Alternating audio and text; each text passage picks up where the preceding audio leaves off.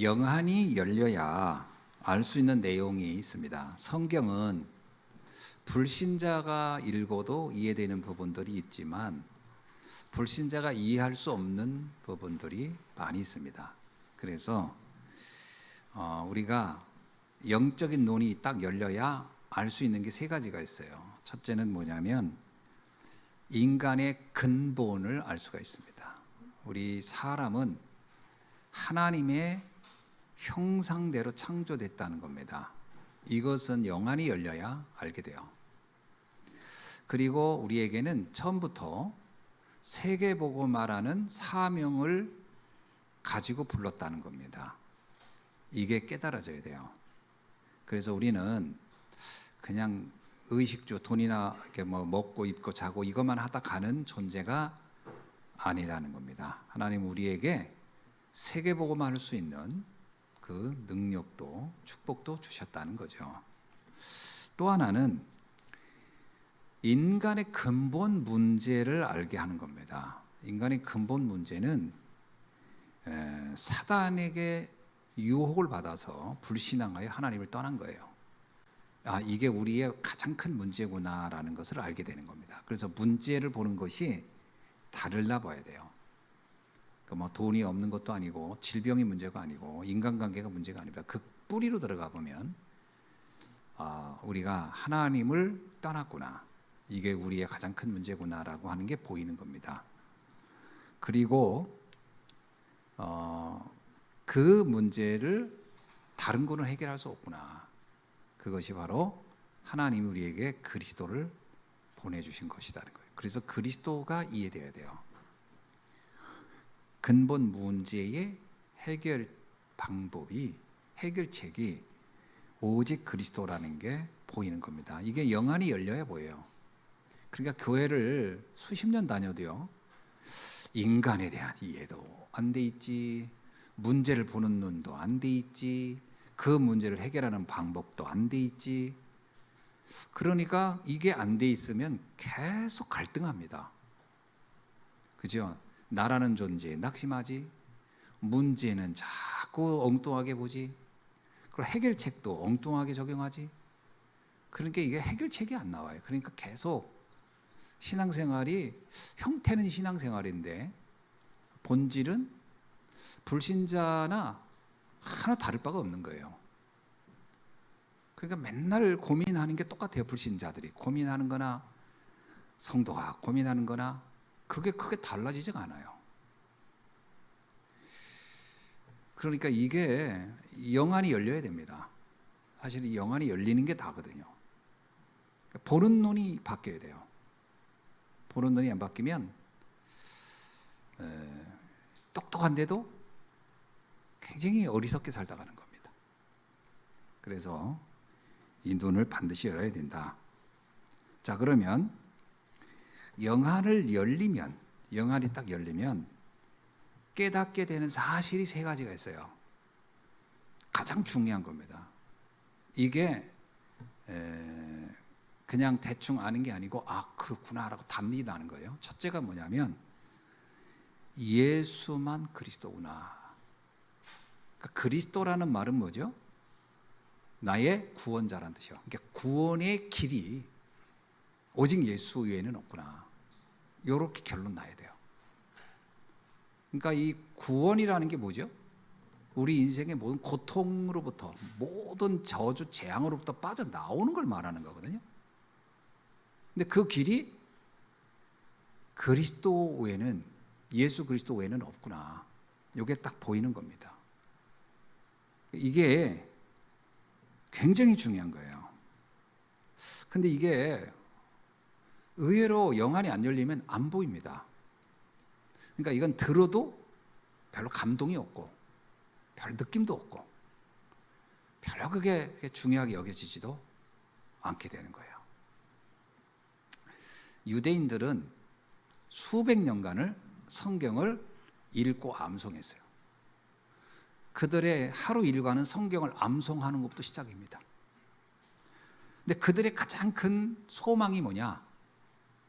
자기의 삶이 늘 힘드니까. 유대인들의 삶은 언제나 고달팠어요. 뭐 지금도 유대인들 고달프잖아요. 이 문제를 해결하는 길이 뭘까? 이 생각을 늘 했어요. 그러니까 그들은 그리스도가 필요하다고 느꼈어요. 우리는 그리스도가 필요해. 아무리 돈을 벌어도, 아무리 성공을 해도, 아무리 힘을 가져도 이상하게 문제는 계속 오니까 그리스도가 우리에겐 필요하구나, 그렇게 생각하고 그리스도를 대망했습니다.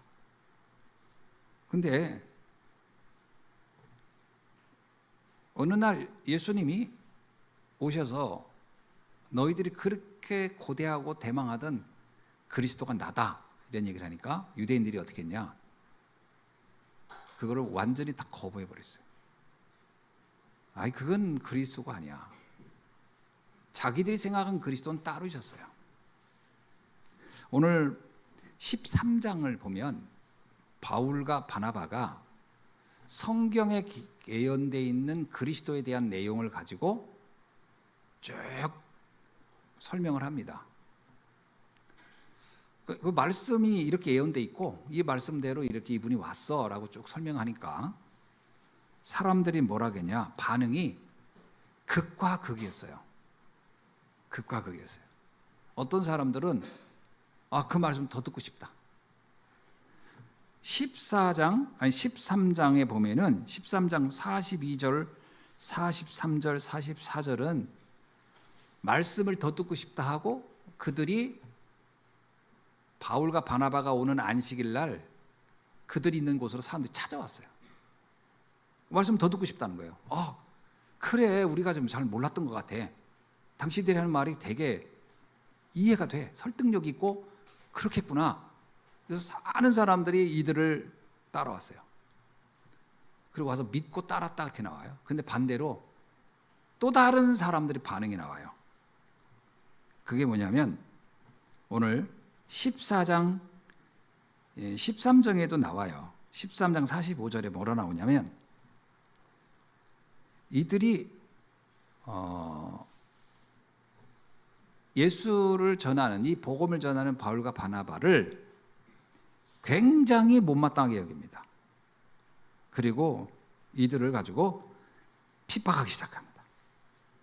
그리고 박해하는 거예요.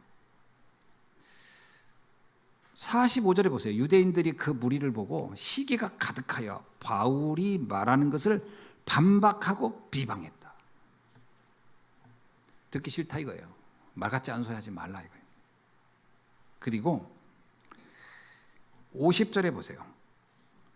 이에 유대인들이 경건한 귀분들과 그 시내 유력자들이 선동하여 바울과 바나바를 박해하게 하여 그 지역에서 쫓아내니, 자기만 안 믿는 게 아니에요. 다른 사람들까지 계속 부추겨요. 다른 사람들에게 계속 불만을 갖게 해요. 사람들에게 전부 다 막 선동을 해요. 그래서 바울과 바나바를 미워하게 만들고 그 도시에서 쫓아내버려요. 이쪽은 얼씬도 하지 마. 들어오면 가만 안 놔둬. 이게 반응이 두 가지죠. 하나는 너무 좋아요 하고 따르는 사람이 있고, 어떤 사람은 저 인간들 가만 놔두면 안 돼. 막. 우리가 복음을 전해보면요, 딱 이 두 반응 나옵니다. 좋아하는 사람이 있고 싫어하는 사람이 있고. 좋아하는 사람이 많을까요? 싫어하는 사람이 많을까요? 싫어하는 사람이 훨씬 많고요, 싫어하는 사람이 반응이 훨씬 강력해요. 좋아하는 사람은 좋아, 한 번 더 듣고 싶어요 하는 정도거든요. 근데 싫어하는 사람은 아예 사생결단을 하고 달려들어. 그리고 아주 다른 사람들까지도, 멀쩡한 사람까지도 막 선동해요. 너도 믿지 마, 너도 믿지 마, 너도 믿지 마, 저 사람 말 믿지 마. 막 이렇게 막 분위기를 만들어 갑니다. 이것도 뭐 그 사람들의 사명이겠죠. 막 이렇게 합니다. 14장 2절에 보니까 뭐냐, 사람들의 마음을 선동하고 악감정을 갖게 만들어요. 이게 사람들 마음을 계속 분노하게 만들어요. 그리고 5절에 보니까 모욕하고 돌로 치려고 해요. 죽이려고 해요. 이게 미워하는 정도가 아니에요. 이제 죽여버려야 되겠어. 그래서 막 달려들어서 죽이려고 막 합니다. 자, 이 차이가 엄청나게 극명하죠. 누구는 믿으려 하고 누구는 안 믿는 게 아니에요. 그냥 안 믿으면 되는데 그게 아닙니다. 못 믿게 만들어요. 사람들을 막 격동시킵니다. 선동합니다. 왜 그렇게 할까요? 이거는요, 영적인 눈을 뜬 것과 뜨지 않은 차이가 이렇게 다른 겁니다. 영적인 눈을 뜨면 뭔가 거기서 답이 보이거든요. 영안이 어두우면 하는 짓 하나하나 게 다 미워 보여요. 뭔 말만 하는 게 다 듣기 싫고 짜증나고. 그러니까 영안이 어두워 버리면 이렇게 돼 버립니다. 그러니까 영안이 어두우면 예배 드리는 거 진짜 재미없어요. 예배 드리러 오는 거 짜증나고요. 그리고 자꾸 핑계 댑니다. 어떻게 하면 안 갈까? 뭔가 안 들을 수 있는 기회는 없을까? 근데 사람이 너무 좋으면 어때요? 다른 거 다 뒤로 하고 옵니다. 그렇죠? 자기가 좋아하면 옵니다. 아무리 바빠도 시간 내서 오거든요. 싫으면요, 핑계를 다 댑니다. 그래서 예배 드리는 거 싫어해요. 왜? 말씀을 듣는 게 별로 싫은 거야. 영안이 열리지 않아서 그렇습니다. 정확히 말하면. 바울은 이 차이를 뭐라고 표현했냐면요, 48절에서 이렇게 얘기합니다. 13장 48절 볼게요. 한번 다 같이 읽어볼까요? 이방인들이 듣고 기뻐하여 하나님의 말씀을 찬송하며 영생을 주시기로 작정된 자들은 다 믿더라. 자, 이게 무슨 말이냐면, 아니 성경을 그렇게 읽고 신앙생활 한다고 한 사람들은 죽어도 안 믿네. 안 믿는 정도가 아니라 너무 싫어하네. 근데 이방인들은 성경도 잘 몰라. 근데 이 사람들은 복음 얘기했더니 바로 그걸 알아들어요. 깨달아요. 그러니까 이 바울이 이렇게 보니까, 야, 이건 도대체 뭐지? 이 차이가 뭘까? 아, 하나님이 영생 주기로 작정된 자들이 따로 있구나. 은혜를 주려고 하는 사람이 있구나. 은혜를 입지 못하면 안 되는 거구나. 이걸 바울이 고백한 겁니다, 사실은. 그래서 데살로니가 후서 3장 2절에 뭐라고 얘기인지 아세요? 데살로니가 후서 3장 2절에 믿음은 모든 사람의 것이 아니다. 이게 믿음이 없는 사람 입장에서는 되게 기분 나쁘겠지. 뭐야. 근데 믿음을 가진 우리는 굉장히 큰 은혜인 거예요. 아, 모든 사람의 것이 아닌데 이 믿음을 나에게 주셨구나. 여러분, 진짜 귀한 걸 알면 나머지 거 그거 놓고 뭐 이런 말 저런 말 하죠. 그 사실 그 중요하게 안 보입니다. 그거. 사람이 너무 귀한 거 가지면. 그렇죠? 그러니까 이게 참 중요한 게 뭐냐면, 진정한 가치를 보지 못하면 아주 사소한 것 가지고 따져요 자꾸. 뭐 이게 어때니 저게 어쩌니. 사람이 너무 좋아 보세요. 그럼 그 사람이 뭐 이게 다른 거가 별로 중요하게 안 보입니다. 좀 실수할 수 있고 허물이 뭐 말을 괜찮아 상관없어 이럽니다. 근데 이 사람이 별로 안 좋잖아요. 그럼 뭐 한번 실수하죠. 그럼 다 미워 보여요. 아유, 내 저럴 줄 알았어 저 인간. 그러니까 사람이 다 그런 겁니다. 진정한 가치를 발견해야 돼요. 그러니까 신앙생활도 그래요. 복음이 진정한 가치로 보여져야 돼요. 그리스도가 다구나. 나머지 문제가 안 되겠구나. 이래야 그 나머지 건 문제가 안 되거든요. 근데 자꾸 이것도 문제 걸려, 저것도 문제돼, 이것도 마음에 안 들어, 저것도, 그러면 내가 진정한 가치를 못 본 겁니다, 사실은. 두 번째는 예수가 그리스도라고 딱 믿어질 때 일어나는 진실이 있어요. 사실이 있어요. 믿어질 때 어떤 게 일어났냐? 영적 생명이 내게 주어지는 겁니다. 영적 생명이 내게 주어져요. 그리고 근본 문제에서 해방돼요. 또 믿어질 때 구원을 받게 돼요. 근데 이 믿어진다는 게 뭐냐? 신앙생활을 오래 한 사람들도 이런 얘기해요. 안 믿어져요. 그런 얘기 할 때가 있어요. 저는 안 믿어집니다. 뭐가 안 믿어진다는 얘기죠? 뭐가 안 믿어진다는 거죠? 내가 구원받았는지 모르겠다 이런 사람들이 있어요. 여러분, 구원받았는지 모르겠다 할 때 그 기준이 뭘까요? 그 기준이 대부분이 감정이나 느낌이나 자기 지식이에요. 기준이 그거예요. 그러면 잘 안 믿어집니다. 기준을 어디다 둬야 되냐면 말씀에 둬야 돼요. 말씀에 예수가 그리스도로 믿으면 사망에서 생명으로 옮겨졌다 그랬거든요. 그러니까 예수가 그리스도 믿어지면 돼요. 그러면 난 예수가 그리스도로 믿어지는데 나 생명이 있는지는 모르겠어라는 분들이 있어요. 여러분, 그거는 아무 상관없어요. 왜냐? 내가 믿어지고 안 믿어지는 것보다 더 중요한 건 그 근거입니다. 법률적 근거예요. 예수가 그리스도로 믿어지면 그 생명을 주는 거는 내가 갖고 싶어서 갖거나 내 느껴서 받는 게 아니고 하나님이 이렇게 주신다고 약속을 한 거예요. 그건 법률적인 거예요. 그건.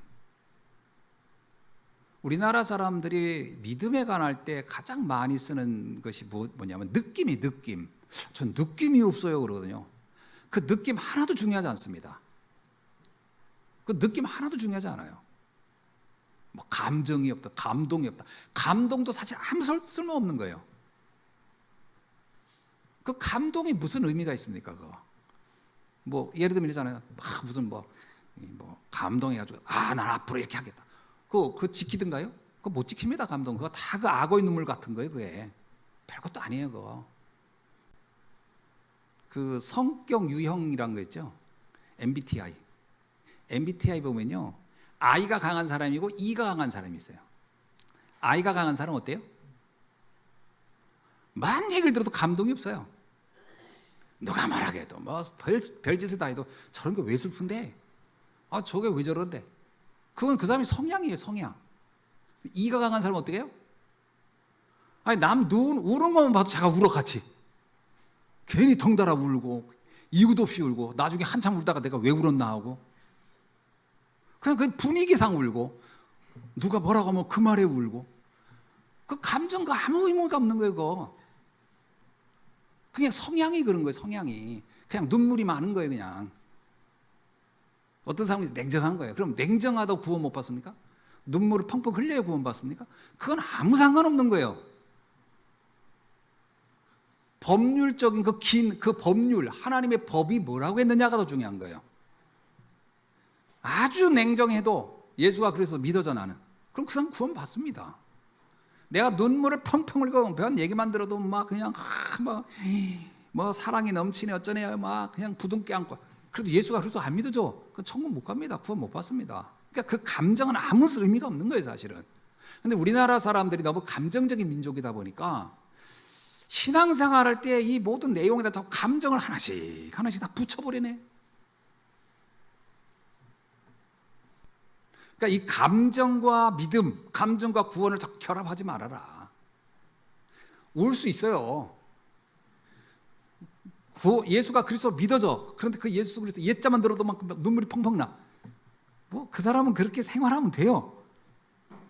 그러나 예수 그리스도 아무리 십자가 얘기하고 뭐래도 십자가에서 그리스도가 죽었습니다. 백말해도 내가 아무렇지도 않아. 그냥 죽었나 보다. 그리고 예수님이 부활했지 뭐. 끝났지. 십자가에서 끝났어. 그러면 된 겁니다. 그거로. 자꾸 이걸 연결하지 말아라. 모든 믿음의 근거는 말씀이다. 이 부분을 명확히 해야 돼요. 전 예수 믿고 누구하고 싸웠는데요. 싸워도 상관없습니다. 욕을 했는데요. 상관없어요. 욕을 했다고 그럼 천국 못 갑니까? 바울은 살인도 했는데.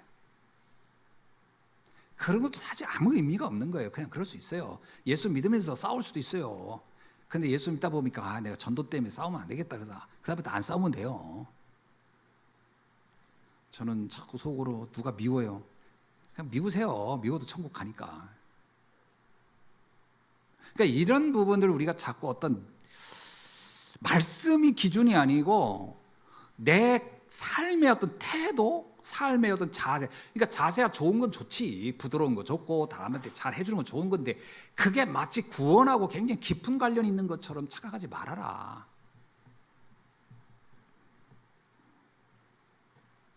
왜 내가 이런 말 할까요? 나도 옛날에 그게 괜히 관련이 있는 줄 알았어요. 그리고 나도 모르게 자꾸 착한 병에 걸려가지고 뭐 진짜 착하게 해야 되는 줄 알았어요. 착하게. 그러니까 억울해도 착하고 뭐 누가 뭐래도 착하고 다 쓸데없는 짓이에요. 그거 알고 보니까 전도에 방해가 되지 않으면 돼요. 그죠? 전도에 방해되지 않으면. 내가 누구하고 막 싸웠는데 그 싸운 게 도리어 전도에 유익해. 그럼 계속 싸우세요. 그랬더니 그 전도에 유익하네. 그럼 유익하면 싸워야지. 왜 전도되는데 그게? 그러더니 싸웠더니 사람들이 난 그래가지고 신앙생활하는 게 좀 갈등이 되네. 그러면 싸우지 마세요. 구원과 상관없고 전도와 관련이 있다라고 보면 됩니다.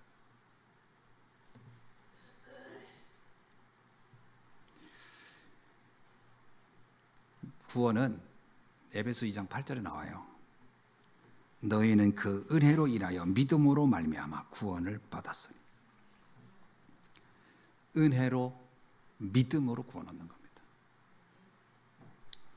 이건 제 말이 아니에요. 성경에 있는 그대로요. 그래서 로마서 3장에 나오잖아요. 믿음의 법으로. 행위가 아니고 믿음의 법으로. 자, 구원받은 사람에게 나타나는 보좌의 능력이 있어요. 세 가지가 달라집니다. 내가 구원을 받으면 신분이 바뀌어요. 여러분이 예수를 그리스도로 믿어지는 순간 우리의 신분은 내가 바꾸고 싶어 바뀐 게 아니라 바뀐 겁니다. 하나님의 자녀로. 그 의심하지 마세요. 목사님 저는 하나님의 자녀인데 왜 이럴까요? 조금 독특한 성격을 가진 하나님 자녀예요. 그렇게 믿으면 돼요. 믿을 때 하나님 자녀가 되는 거예요. 권세가 주어져요. 누가복음 10장 19절에 내가 너희에게 뱀과 전갈을 밟으며 원수의 모든 능력을 제어할 권능을 주었으니 그랬어요. 줄 것이다가 아니에요. 주었다라고 그랬어요. 여러분 우리는 뱀과 전갈을 밟는 거 무슨 말입니까? 뱀과 전갈이 뭐예요? 사망을 갖다 주는 거예요. 뱀도 그렇고 전갈도 그렇고 다 독이 있는 거거든요. 누군가를 죽일 수 있는 것들이라는 거예요. 이것을 없앨 수 있는 힘이 우리에게 있다. 생명을 위협할 수 있는 것들을 없앨 수 있는 힘이 우리에게 주어졌어. 생명 중에 가장 큰 위험한 생명은 영적 생명. 영적 생명을 죽일 수 있는, 불신앙을 갖다 줄 수 있는 것들을 없앨 수 있는 힘이 우리에게 있다. 그러면서 뭐라고요? 모든 원수의 모든 능력을 제어할 권능을 내게 주었다. 사단을 결박할 능력이 있는 거예요. 그래서 저는 이 권능을 써야 돼요. 우리 집안은 이것 때문에 우리 집안이 지금 어둠 속에 갇혀가지고 이게 꼼짝달싹을 못하네? 그러면 불평 원망하지 말고 권능을 쓰세요. 하나님은 내게 이걸 제어할 능력을 주었다고 했어요. 이걸 사용해야 돼요. 근데 이걸 사용을 안 해요. 왜 안 할까요? 안 믿어지는 거예요. 안 믿어져. 그리고 선택을 해요. 내가 시달리는 쪽으로 선택을 해요. 시달리는 걸 선택하지 마시고 결박할 수 있기를 바랍니다. 어떻게 결박합니까? 일단은 내가 흔들리지 않아야 돼요. 이거는 사단의 공격이구나라고 이해하면 돼요. 그리고 두 번째는요, 빛을 비춰야 돼요. 캠프해야 돼요. 빛은 말씀이 빛이에요. 어떻든 말씀을 전하면 신기하고 놀랍게요, 어둠이 떠납니다. 그러니까 우리가 자꾸 인간적인 방법 쓰지 마세요. 이 사람 붙잡고 잘해주고 설득하고 막 양보하고 그러면 어둠이 나갈 것 같잖아요. 근데 신기하죠. 어둠은 그걸 타고 더 견고하게 다가옵니다. 그래서 이렇게 노력한 사람이 나중에 어떻게 되냐면 자신이 억울하게 생각해요. 이거 해봤더니 더 안 되네. 이거 완전 배신을 때리네. 이렇게 돼요. 인간적인 방법은 나중에 더 이상하게 나한테 더 상처를 갖다 줘요. 그래서 뭘 해다? 복음 전하라는 거예요. 복음 전하라는 거예요. 인간의 행위는 어둠을 몰아내지 못해요. 확실한 것. 자, 생각해 보세요. 남편이 폭력성에서 자기를 때린다고 합시다. 그 폭력성이 내가 참고 인내하고 잘해주고 막 하면 바뀔까요? 안 바뀝니다. 더 강화됩니다. 어떻게 돼요? 복음을 전해야 돼요. 신기한 건요, 복음이 들어가면 그 어둠이 꺾여요. 이걸 체험해 보셔야 돼요. 그래서 권능을 쓰라. 권능을 써라.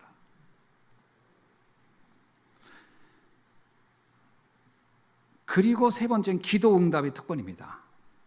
예수님이 우리에게요, 기도하라고 얘기를 진짜 많이 했어요. 기도하라고. 야고보서 5장 15절을 볼게요. 믿음의 기도는 병든 자를 구원하리니 주께서 그를 일으키시리라.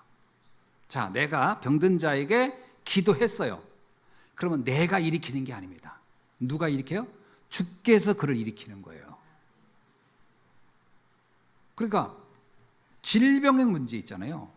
정신 문제, 마음의 문제, 뭐 육신의 문제. 우리는 사실 어떤 면에서 질병이 가득할 수밖에 없어요. 창세기 3장 이후에. 그걸 어떻게 꺾어야 될까요? 복음 전하라는 거예요. 기도하라는 거예요. 여러분 기도하세요. 정말 넌 이 문제 너무 이게 될까요? 기도하세요. 우리는 기도를요, 사용을 안 해요. 기도의 응답을 특권으로 주셨다니까요. 구원받은 사람에게. 여러분 기도하시기 바랍니다.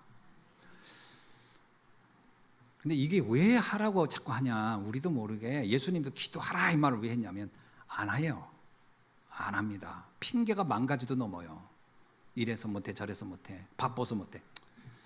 그러면 뭐 죽어가야지. 굳이 그렇게 바빠서 못하면 생사를 결정할 때 나는 바빠서 못하니까 그냥 병 걸려 죽겠습니다. 그러면 죽는 거지. 그게 아니라면, 내가 세계복음화의 사명이 있다면 기도하셔야 됩니다. 하나님이 약속했잖아요. 믿음의 기도는 병든 자를 구원하리니 주께서 그를 일으켜 세우리라. 더 재미있는 거, 혹시 죄를 범하였을지라도 사하심을 받으리라. 목표는 두 번째였어요. 여러분, 내가 진짜 기도해서 기도 응답이 맞구나, 이게 진짜 하나님이 기도 응답이 되는구나를 믿으면 하나님의 말씀은 완벽한 거구나 라고 믿어지겠죠. 그러면 믿을 때 사하심을 얻는 것도 마찬가지예요. 믿으면 되는구나. 기도의 맛을 들으면 그냥 치유가 목표가 아니에요. 치유는 진정한 믿음으로 들어가는 문이 되는 겁니다. 생각해 보세요. 내가 죽게 됐는데 실제로 내가 기도해서 응답 받아보세요. 야, 하나님 말씀은 굉장한데? 이렇게 될 거 아니에요. 그래서 그 믿음으로 나는 예수가 그리스도 믿는 순간 너는 사망에서 생명으로 옮겼다, 이런 말이 믿어질까요? 안 믿어질까요? 아이고, 기도는 믿어지는데 이건 안 믿어지네, 이렇게 되어 있겠습니까? 그래서 뭐라고 하냐면 죄를 범하였을지라도 사하심을 받으리라. 이게 영안이 열린 사람이 보여지는 겁니다. 또 하나는, 두 번째, 어떻게 영안이 열릴까요? 영안이 열리는 방법은 성경에 나와 있어요. 하나님의 은혜로 열린다고. 영생 주시기로 작정된 자들은 다 믿더라. 그러니까 믿음은 하나님이 갖게 하는 겁니다. 신기하죠? 하나님이 갖게 하는 거예요, 믿음을. 마가다락방에 찾아온 15나라 사람들, 이 사람들이 마가다락방을 올려고 온 게 아니고요, 예루살렘에 유월절 지키러 왔어요. 그런데 이들이 마가다락방에 어떤 이유인지 몰라도 어떤 인맥이 왔는지 어떤 상황에 대해서 왔겠죠. 그런데 왔는데 믿어지네. 은혜입니다. 성전 미문에 앉은 뱅이, 베드로가요, 그 앉은 뱅이 놓고 집중해서 몇 년간 훈련한 게 아니에요. 그날 바로 메시지 했어요. 근데 앉은 뱅이가 바로 믿어지는 거예요. 은혜입니다. 사마리아 성에 빌립이 가서 복음 전했더니 사마리아 사람들이 다 은혜를 받네요. 변화돼요. 믿어지는 거예요. 은혜입니다. 에디오피아 넷이 빌립이 사막에서 만나서 잠깐 만나가지고 복음 전했어요. 이게 믿어지네요. 그렇게 성경을 읽어도 안 믿어졌던 게 빌립의 말 한마디에 확 믿어져요. 빌립이 말을 잘해서가 아닙니다. 은혜가 임한 겁니다. 로마의 백부장 고넬료, 이방인이에요. 로마인이에요. 근데 그가 믿어지는 거예요. 은혜입니다. 다메섹 도상의 바울, 그는 그냥 부활의 주님이 체험되어진 거예요. 은혜입니다. 빌립보 지방에 가서 바울이 복음 전했더니 거기에 많은 여인 중에 루디아가 나를 주 믿는 자로 여기거든. 그냥 메시지 때 바로 믿었어요. 말을 잘해서가 아닙니다. 은혜가 임한 거예요. 두 번째는요, 성도가 기도할 때 영안이 열려요. 이건 또 무슨 말이냐면, 내가 예수가 그리스도로 믿어지는 영안도 있지만 실제로요, 이 권세를 믿는 믿음이라든가 하나님의 역사가 믿어지는, 이거는 또 다른 얘기예요. 그러니까 기도를 하면 내게 답답하게 열리지 않았던 부분의 영안이 또 열리는 겁니다. 영안이라는 게 한 번 열리고 쫙 열리는 게 아니고요, 이게 믿음을 얻는, 구원 얻는 믿음이 있고 하나님의 능력을 믿는 믿음이 있고 기도 응답을 믿는 믿음이 있듯이 믿음의 종류도 다양하게 되어 있어요.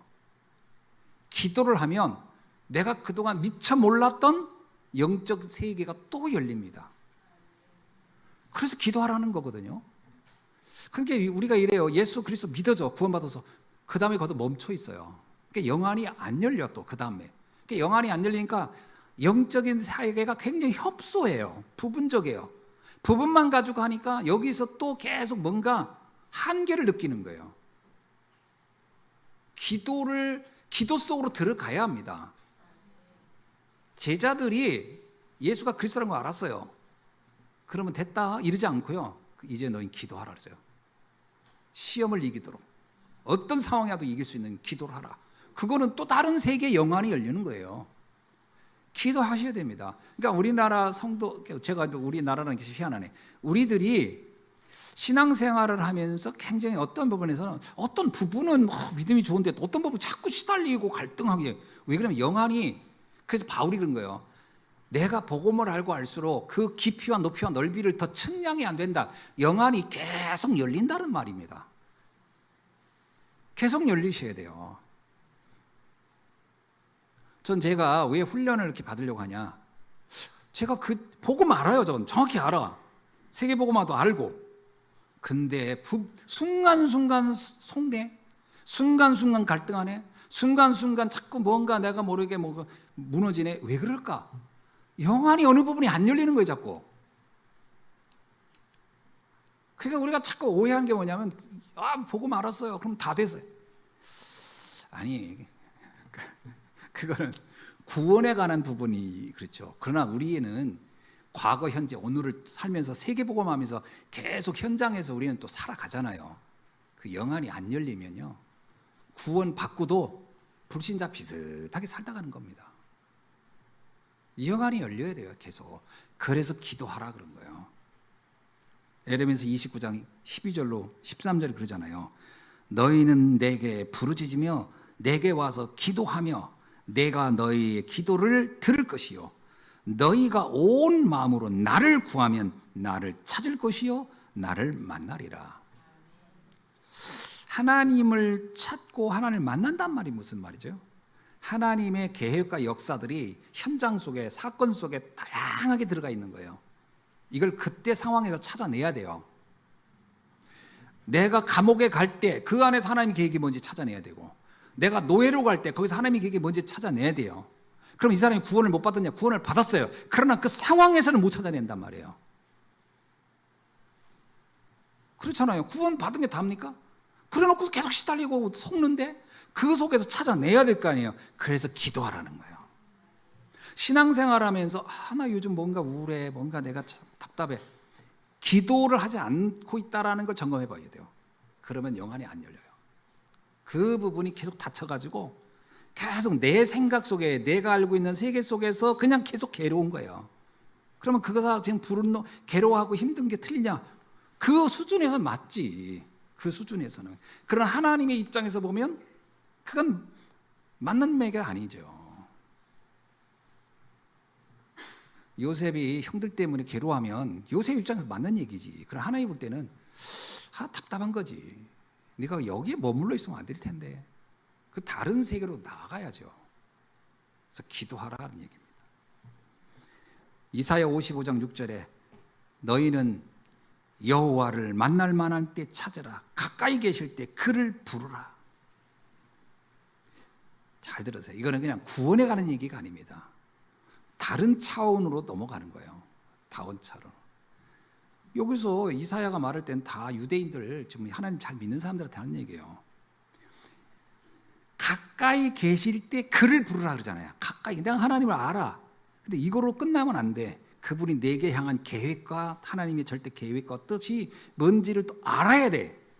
그러면 기도하라. 세 번째, 복음의 말씀을 들을 때 열립니다. 참 신기하게요. 말씀은 너무 다양해요. 자 보세요. 내가 구원을 받는 데는 이렇게까지 성경이 두꺼울 이유가 없어요. 그렇죠? 내가 구원을 받는데 이렇게 두꺼울 이유가 뭐 있어요? 예수 그리스도 믿으면 구원받는 끝난지. 근데 왜 이렇게 두꺼울까요? 두꺼운 이유가 있어요. 성경 말씀이잖아요. 우리의 삶은 다양한 현장을 살아간단 말이에요. 그 다양한 현장에서 어떻게 승리할 수 있으며 어떻게 세상을 살릴 거예요, 어떻게 사람들을 살려낼 수 있는 요 비밀이 말씀 안에 다 있단 말이에요. 그래서 말씀을 집중해서 말씀을 들으셔야 됩니다. 그래서 하나님의 말씀을 들을 때 우리의 영적인 눈의 지평은 쫙 열리는 겁니다. 여러분이 세계를 품을 수 있는 사람들에게 주의 이름으로 축원합니다. 영안이 안 열리면요, 한 사람도 품어지지가 않아요. 한 사람도 못 품어요. 영안이 안 열리면 사소한 사건 하나도 안 품어져요. 그게 갈 때 힘들어. 그냥 괴로워. 저는 요셉이 형들을 품을 수 없었다면 그는 총리가 돼도 문제예요. 굉장히 이상한 총리가 될 거예요. 굉장히 독선적이고 굉장히 사람을 힘들게 하고 괴롭히는 사람이에요. 왜? 이게 그릇이 안 커졌으니까. 이게 확 열려져야 됩니다. 말씀을 계속 들으셔야 돼요.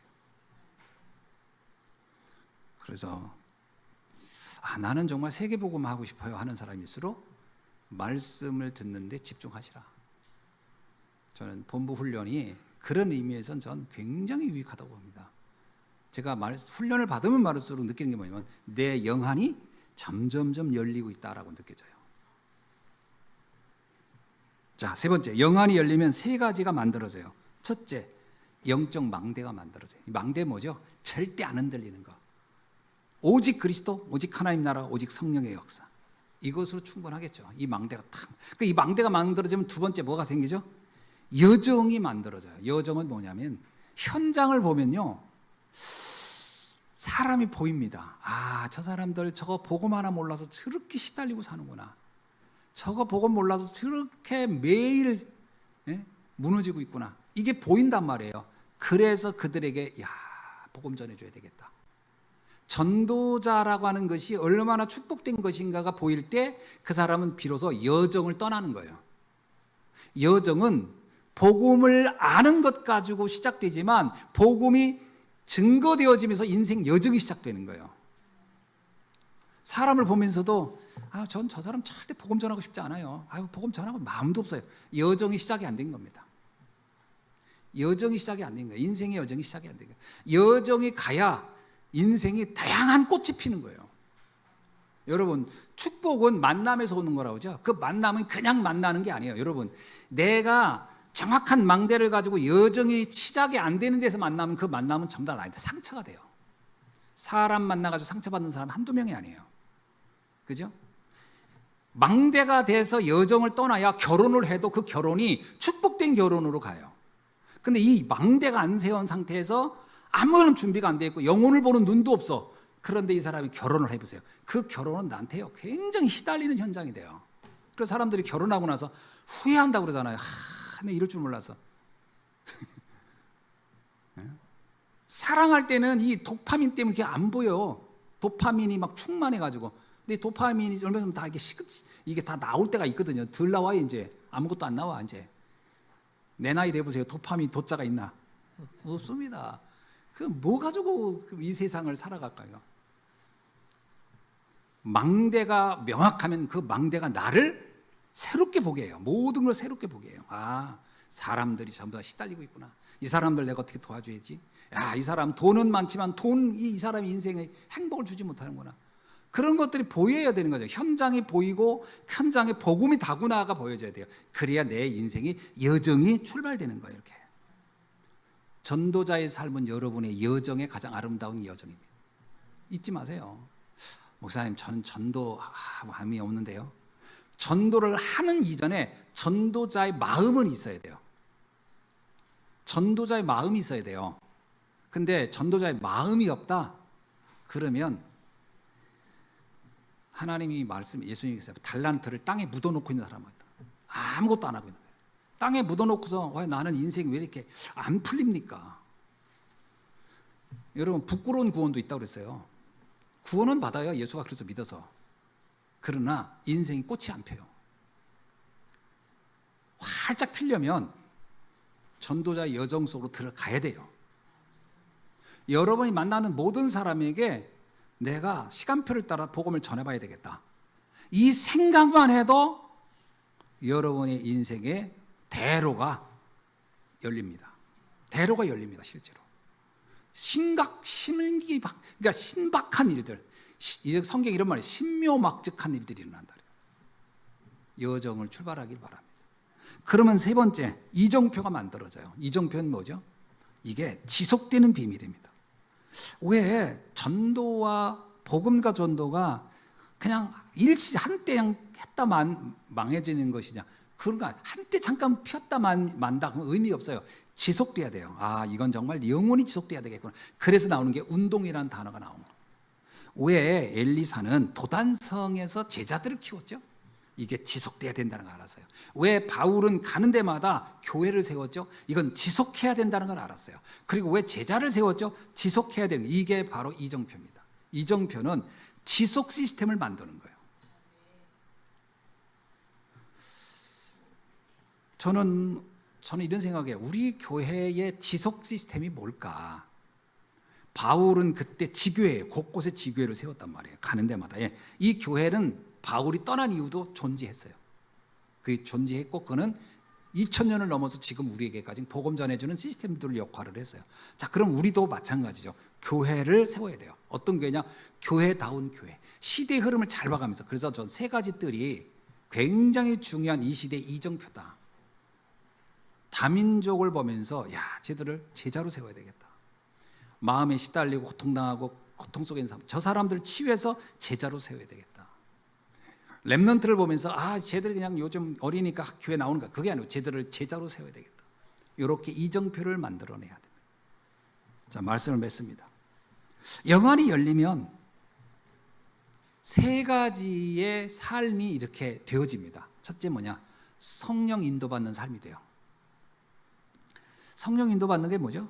하나님의 뜻을 따라 사는 것이 너무 행복한 거예요. 하나님의 뜻을 따라 가는 게 행복하지, 내 뜻 따라 가는 게 행복하다? 그럼 이미 영안이 열린 사람이 아니에요. 나는 내가 하고 싶은 거 할 때 재밌어요. 그럼 에베소서 2장 2절에 나오잖아요. 육신이 원하는 대로, 마음이 원하는 대로 살았다. 본질상 진노의 자녀돼요. 아무것도 되는 게 없어요. 그러니까 내가 하고 싶은 거 하는 것이 좋다라고 하면 아직 영안이 안 열린 거예요. 가끔 그런 사람이 있어요. 그냥 본인이 하고 싶은 데가 하고 싶어 하는 사람이에요. 내가 하고 싶은 거. 영안이 열리지 않은 겁니다. 하나님이 원하는 걸 하는 게 즐거워야 돼요. 그래서 갈라디아 2장 20절이 돼야 돼요. 나는 죽고 내 안에 그리스도가 산 거예요. 그리스도가 나를 이끌어가는 거예요. 그러니까 나를 주장할 만큼 영안은 다치고 있는 거예요. 우리도 모르게 자꾸 내가 하고 싶은 걸 하려고 하거든요. 근데 성숙한 사람은 내가 하고 싶은 게 아니라 꼭 필요한 것, 그 현장이 그 시대가 원하는 걸 하는 거예요. 그죠? 어른이 되면 어때요? 우리가 내가 하고 싶은 거 하나요? 아니면 필요한 걸 하나요? 필요한 거 하잖아요. 애들 때는 제가 하고 싶은 거 달라잖아요. 집안이 어려워도 이거 사줘 저거 사줘 하잖아요. 내가 하고 싶은 거 하는 거야. 근데 어른 되면요, 전체를 봐야 되잖아요. 가정 전체를. 똑같아요. 신앙생활도 그렇습니다. 하나님의 뜻을 보고 가는 거예요. 그게 성령 인도받는 사람의 자세입니다. 성령 역사는 뭘까요? 그 현장에서 나만 행복한 게 아니에요. 다른 사람도 행복하게 만들어야 돼요. 이게 성령의 역사예요. 여러분, 나만 행복하려고 하지 마세요. 신앙인들 중에 가장 큰 착각이 뭐냐면, 구원받고 예수 믿고 난 너무 좋아요, 그래요. 근데 내 주변 사람은 다 힘들어하네. 근데 그 사람들 관심이 없어요. 이 사람은 성령의 역사를 전혀 이해 못하는 거예요. 이 행복이 함께 돼야 돼요. 이 행복이. 마지막 성령의 열매죠. 제자입니다. 제자를 세워야 돼요. 이거는 우리의 영원한 보람이에요. 저는 제자를 세우는 것은 내 인생의 가장 아름다운 작품이라고 생각이 됩니다. 그러니까 우리가 작품을 남기고 가야 돼요. 호랑이는 가죽을 남기고 성도는 작품을 남겨야 돼요. 성도는 제자를 남기고 가야 돼요. 아멘이죠? 예, 제자 남겨야 돼요. 세상 사람들은 이름 남기고 가잖아요. 명성 남기고 가죠. 우리는 제자 남기고 가야 돼요. 이게 성령의 열매입니다. 자, 이 축복이 우리 성도님들에게 나타나기를 주의 이름으로 축원합니다. 기도하겠습니다. 사랑의 주님, 우리의 영안을 열어주셔서 어떤 환경, 상황, 사건, 문제 속에서도 절대 흔들리지 않고 승리하게 하옵소서. 우리는 육신의 눈과 율법의 눈이 지나치게 밝아서 틀린 것을 보고 틀린 망대를 세우기 쉬우니 이 시간 바른 영안을 열어주셔서 하나님의 절대 소원과 절대 계획을 볼 수 있도록 나를 인도하여 주옵소서. 주 예수 그리스도의 이름으로 기도하옵나이다. 아멘.